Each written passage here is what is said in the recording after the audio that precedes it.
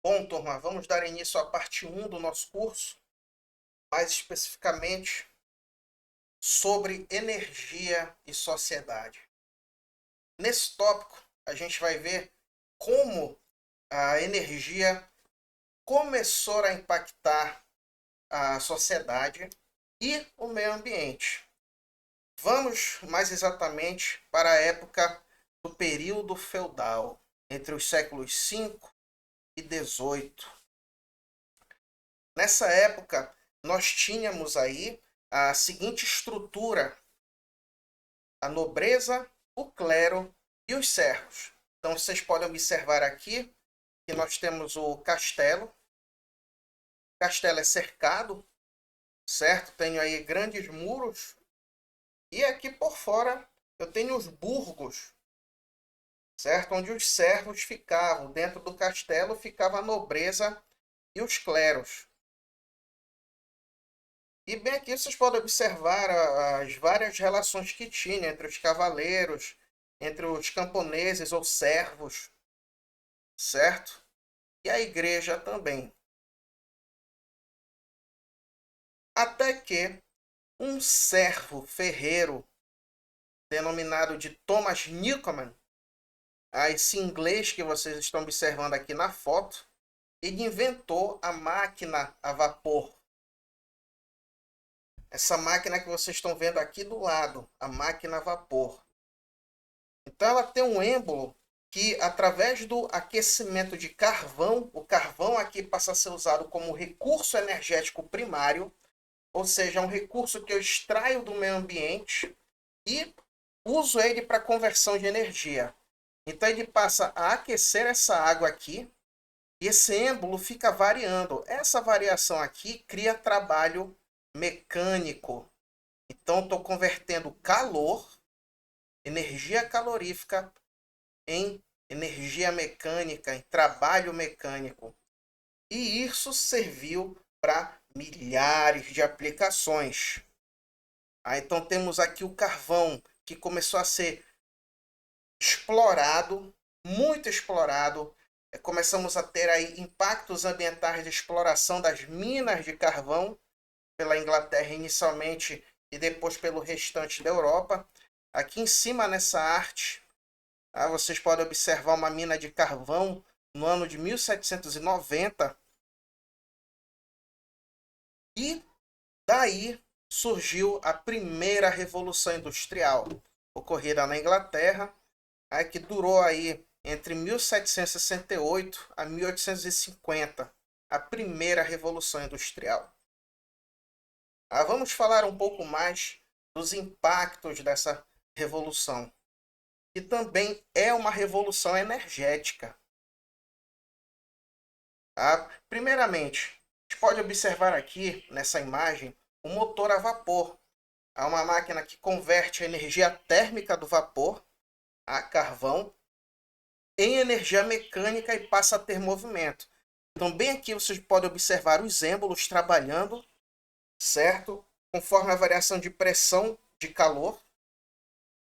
E o movimento mecânico, o trabalho mecânico das rodas, certo? E assim a locomotiva se movimentando, certo? Utilizando esse êmbolo que movimenta ela dentro de um cilindro.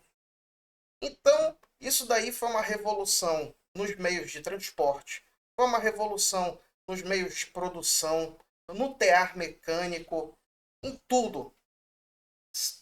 Entendido?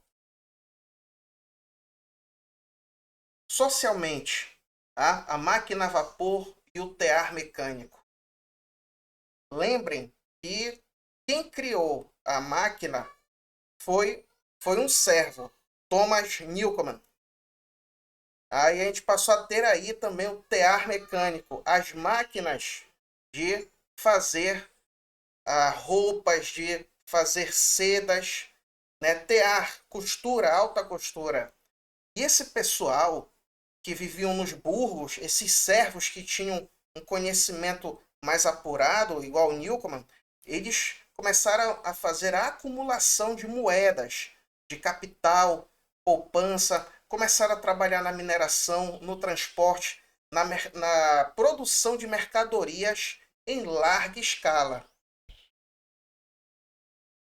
Com isso, começou a ruína do, do período feudal, da Idade Média, daquela estrutura de nobreza, clero e servos. Né? O fim dessa estrutura social, a queda dessa estrutura. Né? Quem tinha poder não era mais quem tinha grandes quantidades de terras, grandes quantidades de servos trabalhando para essa pessoa, mas sim quem tinha tecnologias de produção. Quem detinha essas tecnologias, como a máquina a vapor e o tear mecânico. Então, esses servos proativos que tinham conhecimentos técnicos e faziam negócios fora dos muros dos castelos, perdão, esses servos proativos, eles se tornaram os burgueses. Os servos comuns se tornaram os proletários. Os senhores feudais se tornaram capitalistas. O que eles tinham de dinheiro começaram a invertir em máquinas, em serviços. Alguns até mesmo caíram.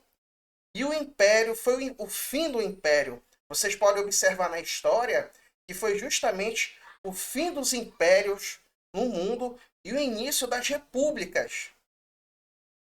Então, passamos a ter aqui o começo da modernidade, o início do capitalismo, o início da estrutura social, burguesia e proletariado. Até então, tínhamos aí somente o capitalismo.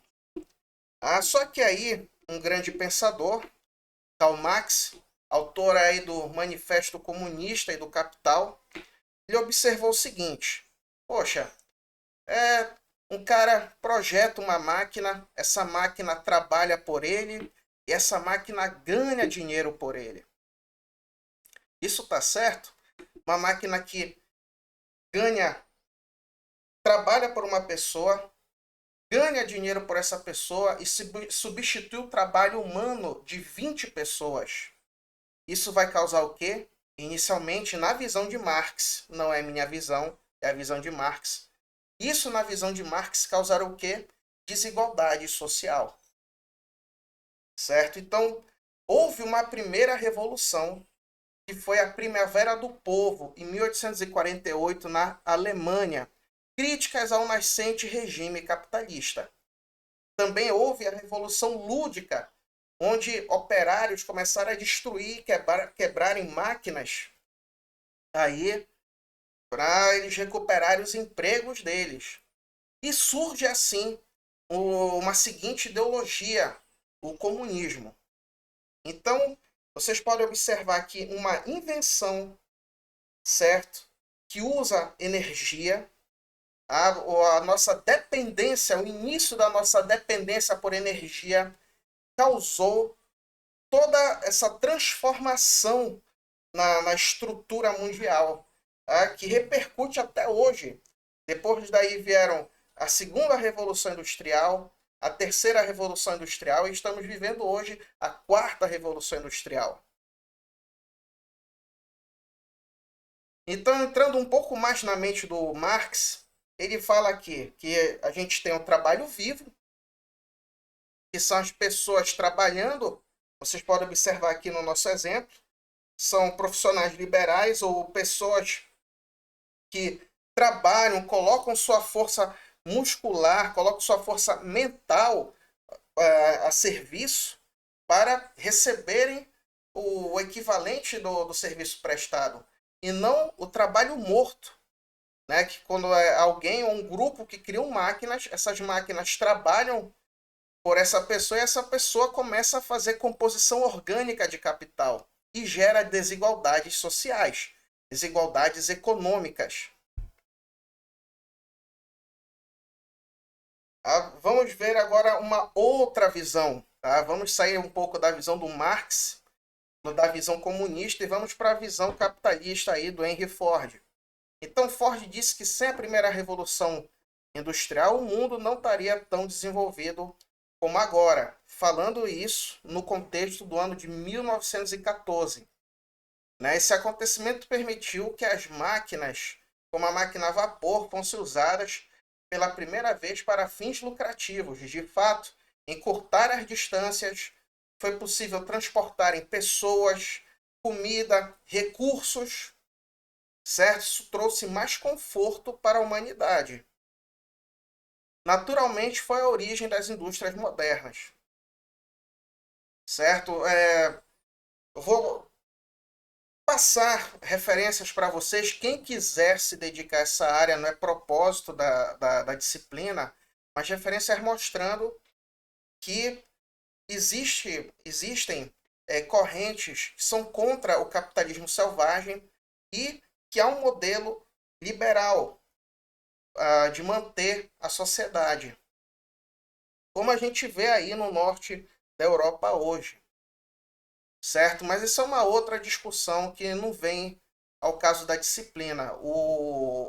A nossa proposta aqui é demonstrar como uma simples máquina, simples para nós hoje, né?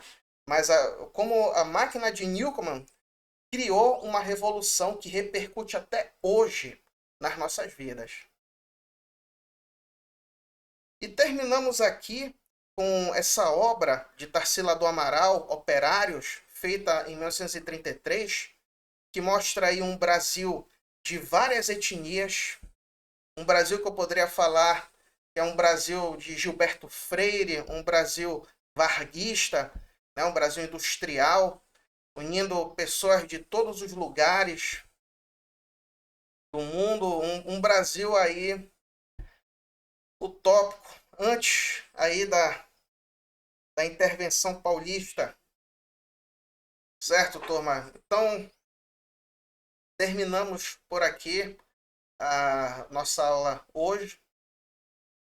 Paz e bem a todos e até o nosso próximo tópico. Obrigado.